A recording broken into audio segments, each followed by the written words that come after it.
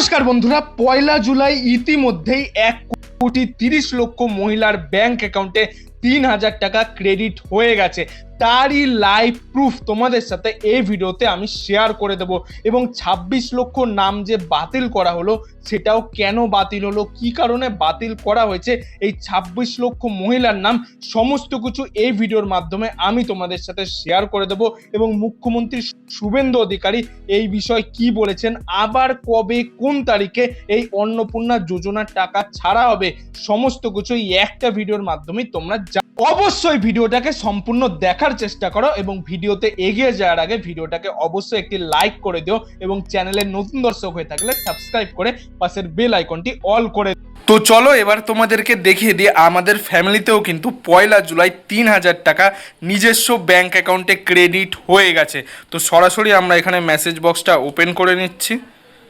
এখানে দেখতে পাচ্ছ মেসেজ বক্সটা আমরা ওপেন করে নিলাম। তো প্রথম অপশানটায় ক্লিক করলাম, এখানে 3,000 টাকা যে ক্রেডিট হয়েছে, এই যে অ্যাকাউন্টটা যে ক্রেডিট হয়েছে তোমরা দেখতে পাচ্ছ, আশা করি ভালো করে লিখেই দেওয়া রয়েছে, ডিয়ার কাস্টমার DBT/গভর্নমেন্ট payment of ₹3,000 credited to account number, লাস্টের 6টা ডিজিট যেহেতু লিখে দেওয়া রয়েছে ওটা ইউটিউবের গাইডলাইন্স অনুযায়ী হাইড করে রাখতে হয়। 1/7/2026 SBI কিন্তু বলেই দেওয়া রয়েছে, এটা হলো SBIর অ্যাকাউন্ট, স্টেট ব্যাঙ্ক অফ ইন্ডিয়ার অ্যাকাউন্ট। তো স্টেট ব্যাঙ্ক অফ ইন্ডিয়া কিন্তু SBI লিখে দেওয়া রয়েছে।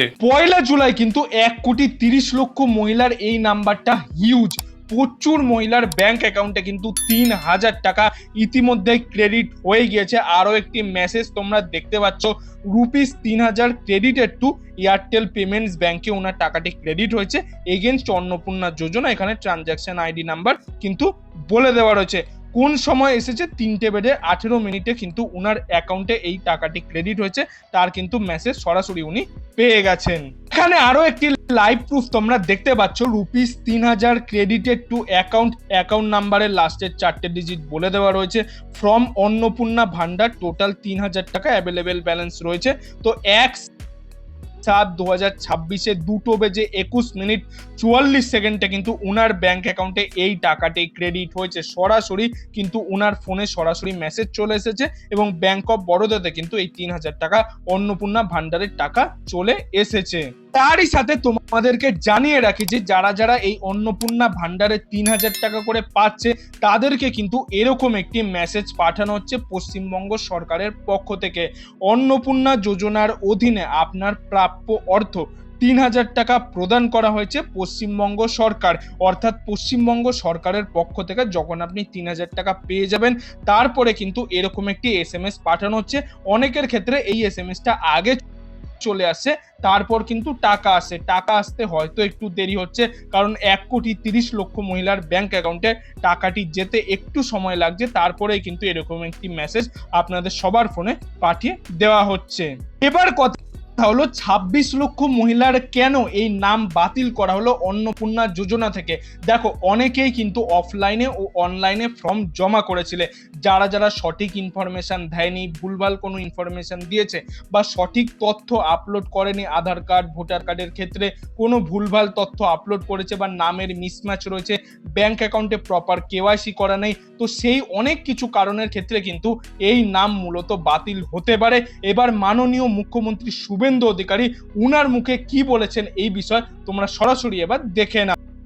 আজকে আমরা 1,60,00,000 যে আবেদনকারী তার মধ্যে 26 লক্ষ বাতিল হয়েছে ফর্ম। তারা ক্রাইটেরিয়া ফিল আপ করেননি। যে ক্রাইটেরিয়ার কথা মাননীয় মালতী দি একটু আগে বলেছেন, কারা কারা যোগ্য বিবেচিত হবেন না। বাকি যে 1,30,00,000-এর বেশি ঝাড়াই বাছাইতে তারা যোগ্য বিবেচিত হয়েছেন।